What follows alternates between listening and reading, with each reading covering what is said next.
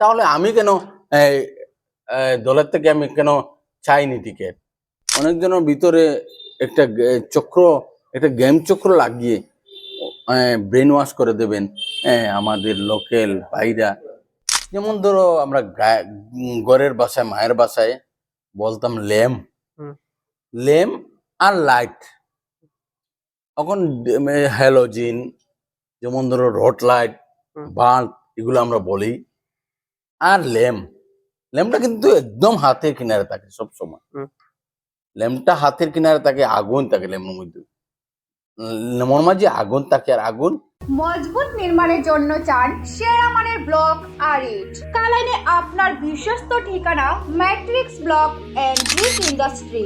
আমরা প্রস্তুত করি concrete paper block, bricks, colour block এবং পার্কিং টাইলস। উন্নত মান, টেকসই আর শক্তি, আকর্ষণীয় ডিজাইনের নিশ্চয়তা সহ বাড়ি, অফিস, মার্কেট কমপ্লেক্স কিংবা পার্কিং এরিয়ার জন্য আজও বেছে নিন নির্ভরযোগ্য সমাধান।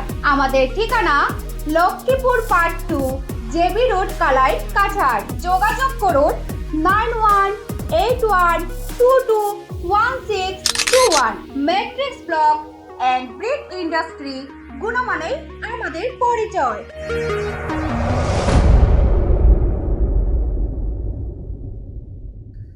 নমস্কার, বাতায়ন ডিজিটালে স্বাগত জানাই। আমি পৃথ্বীরাজ চক্রবর্তী। এক বিশেষ সাক্ষাৎকারে আমাদের সঙ্গে রয়েছেন কালাইন ব্লক কংগ্রেস এর মাইনরিটি ডিপার্টমেন্টের চেয়ারম্যান আবুল হোসেন বরবুইয়া। আপনাকে স্বাগত জানাই বাতায়ন ডিজিটালে। নমস্কার, আসসালামু আলাইকুম। আহ, বাতায়ন ডিজিটালের পরিবারের সবাইকে আমি আমার অন্তরের অন্তঃস্থল থেকে ধন্যবাদ জানাই। আর আমার পৃথ্বীরাজ ভাই এখানে এসেছেন এবং আমাকে যে আপনার এই চ্যানেলের মাধ্যমে দুই চারটি কথা বলার সুযোগ দিয়েছেন, তাই বলে আমি আবারও আপনাকে ধন্যবাদ জানাই। আবুল বাবু, আমরা যে প্রসঙ্গে কথা বলবো, প্রসঙ্গ হচ্ছে 26-এর নির্বাচন এবং কাঠিগোড়ার কিছু চর্চিত বিষয় রয়েছে। আহ, প্রথমত আমি আপনার থেকে জানতে চাইবো যে এইবারের নির্বাচনে কাঠিগোড়া বিধানসভায় কংগ্রেস দলের দুই প্রার্থীর নাম চর্চায় দেখা যাচ্ছে। একজন হচ্ছে পাপন দেব, একজন হচ্ছেন সন্দীপ দাস। আহ, আপনি এই দুইয়ের মধ্যে প্রার্থী হিসাবে কাকে দেখছেন, আমি যাকে নিয়ে কংগ্রেস দল কাঠিগোড়ার সার্বিক উন্নয়নে এগিয়ে যেতে পারবে? আমি এই যে দুইজন, আপনি যে দুইজনের কথা বলছেন, আমি দুজনকে সম্মান করি। দুজন আমার দাদা। একজন একটু বয়সে বড় হবেন, একজন একটু বয়সে তোরা ছোট হবেন। একজনের নাম বারবার বলছেন যে বাইরা থেকে এসেছেন, আরেকজন বলছেন লোকেল। আমি এটা বাইরা লোকেল কিছু বলবো না, কিন্তু আমি এই কথাই বলবো, আমার দুজন খুব আদরের, আমার মায়ার লোক। আমি সম্মান করি, আমি ভালোবাসি, আর চিরদিন আমি ভালোবাসবো দুজনকে। আর আমার যে দল আমি করে এসেছি, এই দলের যাকে, এই দুইজনের মধ্যে আরো দুইজন বোধহয় আছেন, এই 4 জনের মধ্যে যাকে টিকিট দেবে আমি কাজ করব, এবং আমি সবাইকে, আমার ভাই বন্ধু এবং আমি আমার এরিয়ার, আমার কাঠিগোড়ার সবাইকে বলবো, এবার আমাদের আসাম প্রদেশ কংগ্রেস সভাপতি যিনি গৌরব গগৈ মহাশয়, ওনার যে একটা কথা এসেছে, একটা ভাষা এসেছে, জুজ এখান হবে। এই জুজে সবেই আমি সবাইকে বলবো, আপনারা লামে এই জুজে নেমে আপনারা কাছে আমি আর অনুরোধ থাকবো, এবার জুজ লড়তে আপনারাও আসুন। আমরা জুজ লড়ে এবার কাঠিগোড়াকে পরিবর্তন করব। আহ, সাধারণ একটা প্রশ্ন, যেহেতু কাঠিগোড়ায় আসামে ডিলিমিটেশন হয়েছে এবং কাঠিগোড়ায় হয়েছে, ডিলিমিটেশনের পর দেখা গেছে যে আহ, সংখ্যাগুরু ভোট আর সুজাসুজি বলতে গেলে হিন্দু ভোট বেড়েছে।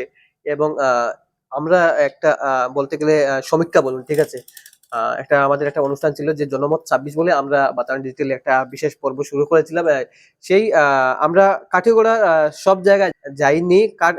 ধরে নিন কালাইন অঞ্চলের পার্শ্ববর্তী কিছু অঞ্চলে আমরা গিয়েছিলাম, সেই জায়গায় দেখা গেছে যে বেশিরভাগ মাইনরিটি মানুষ, মাইনরিটি যারা জনসাধারণ রয়েছেন সন্দীপ দাসকেই চাইছেন এবং বলছেন যে স্থানীয় প্রার্থী চাই। ঠিক আছে, আপনি মাইনরিটি ডিপার্টমেন্টের চেয়ারপারসন, এই যে সন্দীপ দাসকে কিছু মানুষ চাইছেন যারা সংখ্যালঘু মাইনরিটি, এই জায়গায় যদি পাপন দেবকে টিকিট দেওয়া হয় তাহলে কি জিততে পারবে বা কি বলবেন?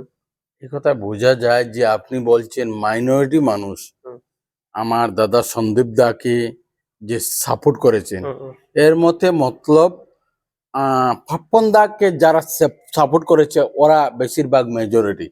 আমি আপনাকে বলছি না আপনার কোথা থেকে এসেছে, হুম, হুম, কিন্তু আমি বলছি মাইনরিটি মেজরিটি করে এবার লাভ নেই। হুম।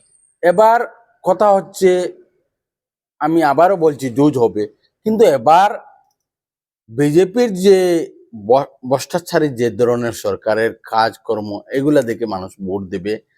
আর আমি বলবো না আমার মধ্যে, বারবার আপনিও চেয়েছেন যে আমি বলবো এই কথাটা যে কাকে সাপোর্ট করবো, আমি কিন্তু দুজনকে সাপোর্ট করি। কিন্তু আরেকটা কথা বলছি, আমি মাইনরিটির কালাইন ব্লক কংগ্রেসের একজন চেয়ারম্যান হিসাবে দলে দিয়েছি আর আমি কাজ করছি, কিন্তু আমি বলছি পুরা মাইনরিটি সবই যদি একজনকে সাপোর্ট করি, যে কোনো একজনকে সাপোর্ট করি আর সবই যদি ভোট দিয়ে দেই, কিন্তু এর পরেও তো আমার ক্যান্ডিডেটকে আমি জিতাতে পারবো না। আমি মাইনরিটি মেজরিটি করে বলছি না, হ্যাঁ আমি একটা গুরু দায়িত্ব পেয়েছি আর দায়িত্বটা আমি নিভাচ্ছি, আমি কাজ করছি যতটুকু আমার সম্ভব। কিন্তু আমি বলছি আমি এর মধ্যে দিয়ে মাইনরিটি মেজরিটি করব না। আমার এবার কাঠিগোড়াকে বাঁচাতে হবে। কাঠিগোড়ার মধ্যে আহ, এই দলের একজন বিধায়ক থাকা অবস্থায় অন্য দলের বিধায়ক এসে যে ধরনের গুন্ডারা চালাচ্ছেন, এগুলা কিন্তু এবার এই জবাবটা এই কাঠিগোড়ার মানুষে মাইনরিটি মেজরিটি মানুষের জবাব দিয়ে দেবেন ভোটের মাধ্যমে। আমি ভোটের মাধ্যমে দিয়ে দেবেন। আমি বলছি আরেকটা কথা বলছি, এই দল ক্যান্ডিডেট নিয়ে একটা কথা, একটা এর এই নিয়ে একটা কথা বলছি। দেখেন লোকাল বাইরা এরকমের একটা কথা, ও কথাটার আমি জবাব একটু ঘুরিয়ে দিতে আমার মন চেয়েছে, একটু ভালো লাগবো, আপনিও বুঝতে পারবেন। আগের দিনে আমার জন্মের আগে বা আমার জন্মের পরে আমি ছোট থাকতে দেখেছি, যেমন ধরো আমরা ঘরের বাসায় মায়ের বাসায় বলতাম ল্যাম্প, হুম, ল্যাম্প আর লাইট। এখন হ্যালোজিন, যেমন ধরো রড লাইট, হুম, বাল্ব, এগুলো আমরা বলি। আর ল্যাম্পটা কিন্তু একদম হাতের কিনারে থাকে সব সময়। হুম, ল্যাম্পটা হাতের কিনারে থাকে, আগুন থাকে ল্যাম্পের মধ্যে, লেমন মাঝে আগুন থাকে। আর আগুন বাচ্চা বা বড়দের কাপড়ে লেগে আগুন লেগে মানুষের অনেক ক্ষয়ক্ষতি হয়ে যায়। তার জন্য মানুষে কি করছেন এখন লাইটকে পছন্দ করে, ভালোবাসে লাইটটা একটু কিন্তু দূরে। আমি সবাইকে বলবো এই যে লোকাল ভাইরা এগুলা না বলে আপনারা চিন্তা করুন, আপনাদের ল্যাম্প পছন্দ না লাইট পছন্দ। যদি আপনি ঘরে ল্যাম্প ছেড়ে লাইট লাগাতে বাধ্য হয়েছেন, লাইটকে আপনি পছন্দ করেন, তাহলে এইগুলা করবেন না, একটু পরিবর্তন হতে হয়। আমার মধ্যে যদি আমিও তো কোনো কোনো সময় এমএলএ রিপ্রেজেন্টেটিভ প্রতিনিধি হিসাবে কাজ করেছি, তাহলে আমি কেন এই, দলের থেকে আমি কেন চাইনি টিকিট, আমি কেন নমিনেশন দিতে চাইনি, কিন্তু আমি এখনো বুঝতে পারি যে এখনো আমার সময় হয়নি এই জায়গায় যাওয়ার মতন। সময় আমার এখনো আমার হয়নি, কোনোদিন আসতে পারে। যার মনে হয় সে যদি নমিনেশন দিয়ে দেয় আর সবে বলে ভোট দিয়ে দেবো, আমি কেন ওয়ার্ড মেম্বার লড়লাম। আমিও তো হ্যাঁ ব্লকের একটা একটা পার্টির তরফ থেকে ব্লকের চেয়ারম্যান একটা পদ আমাকে দল দিয়েছে। দলের তো হাইকমান্ড যারা ওরা তো বেবুঝ নয়, বুঝে শুনে দিয়েছে, আমি কাজ করছি। তাই আমি কেন একটা প্রতিনিধি হতে গিয়ে আমি কেন একটা ওয়ার্ডে খেলেছি, তখন আমার এই সরকারের যে গাইডলাইন বা যেরকমের সিস্টেম মতো আমি নিজে খেলতে পারিনি। এইরকমের একজন মানুষকে দিয়ে আমি খেলেছি, আমার ঘরের আমার মিসেসকে দিয়ে খেলেছি, খেলে জিতেছি। কিন্তু আমি যে জায়গার মানুষ সে জায়গায় যেতে হবে। আমার মধ্যে যেটা শক্তি আছে সেটা আমি নেব। আমি যদি 50 কিলো উঠাতে পারি না, আর আমি যদি চেষ্টা করি 50 কিলো বয়ে উঠাবো, কিন্তু আমার কষ্ট হবে, আমি কিন্তু আমার অনেক ক্ষতি হতে পারে। তাই আমি যদি 10 কিলোর মানুষ হয়ে থাকি, 10 কিলো আমার ক্যাপাসিটি থাকে, 10 কিলোই আমি উঠাবো, 50 কিলোর চিন্তা করব না। অনেকজন আছে 50 কিলো কি 1 কুইন্টাল 5 কুইন্টালের চিন্তা করে সাহস দেখাচ্ছেন। ওটা ছাড়ুন। আমি এটা আমার তরফ থেকে আমি ছোট্ট একজন মানুষ হিসেবে একটা পরামর্শ দেব। আমরা সবে মিলে যেভাবে আমার কাঠিগোড়াকে বাঁচাতে পারবো, কাঠিগোড়ার উন্নয়ন যেভাবে করব, যে যেটা দল করছি, আপনাকে আমি বলছি না যে আমার দলের অনেকজন, আপনিও দল করছেন, আমিও দল করছি, আমরা সবাই মিলিয়ে একসাথে বসে কিভাবে এবার আমাদের হাইকমান্ড, যিনি আমাদের আসামের প্রদেশ কংগ্রেস সভাপতি গৌরব গগৈ মহাশয়, ওনার হাত মজবুত করে ওনাকে কিভাবে এবার আমরা সিএম বানাতে পারি, ওনাকে কিভাবে আমাদের এই আসামের মুখ্যমন্ত্রী বানিয়ে কিভাবে আমরা গাঁয়ে গাঁয়ের এরিয়ার সব সমষ্টির কাজ যেন শক্তভাবে আমরা করতে পারি, এইটা চিন্তা। আমি বনবো, আপনি বনবাই, সে বনবো, এটা এটা এটা হচ্ছে নিজের কাজ থিং কিছু। আপনি ছোট আর উনি বড়, উনি ছোট আমি বলবো না। সবারই চাওয়ার এই ক্ষমতা আছে, অধিকার আছে। আমি আমি চেয়ে নিতে পারবো, আমি একটা টিকিট আমাকে দেও, আমি এমএলএ খেলবো, পঞ্চায়েত খেলবো, ওটা খেলবো, সেটা খেলবো। কিন্তু প্রথমে কথা হচ্ছে কে কোন জায়গায় যাব, কে কোনটা খেলবো, আমি খেললে পারবো কি না। হ্যাঁ, আপনি বলছেন খালি মাইনরিটি হলে এমএলএ হতে পারবো কি, আপনি বলেন সম্ভব নয় তো। কেন 44-45 হাজার মেজরিটি ভোট এমনিই বেশি আছে, আর খালি মাইনরিটি নিয়ে আমি যদি চিল্লাই আর আমি পাল্লাই, আমি যদি খালি বলি, তাহলে তো হবো না। আপনারা এইটা করেন সবে মিলে মাইনরিটি মেজরিটি এইটা হচ্ছে কিন্তু বিজেপির একটা ধর্ম রাজনীতি। আর কোন রাজনীতি ওরা বাকি রয়নি, সব করে সারছেন। এখন জাতিবাদী করে ওনারা চেয়েছেন যে কিভাবে আবার আসবে আসামের রুলিং সরকারে আসবে, কিভাবে চেয়েছেন যে শুধুমাত্র একটা রাস্তা ওনাদের বাকি রয়েছে, যে আপনার আমার মধ্যে লাগানো। আপনার আমার মধ্যে যদি লাগিয়ে দিয়ে দেন, ওনাদের টাকাও খরচ হবে না, ওনাদের কোনো কষ্ট হবে না, ওনারা এমএলএ, মন্ত্রী, সিএম বনে যেতে পারবেন। তাই আমি বলবো এই রকমের চিন্তা আমাদের, আমি আমার দলের সবাইকে আমি বলবো, আমার বড় ছোট সবাইকে আমি বলবো, আমি একজন ছোট হয়ে আমি একটু পরামর্শ দেব।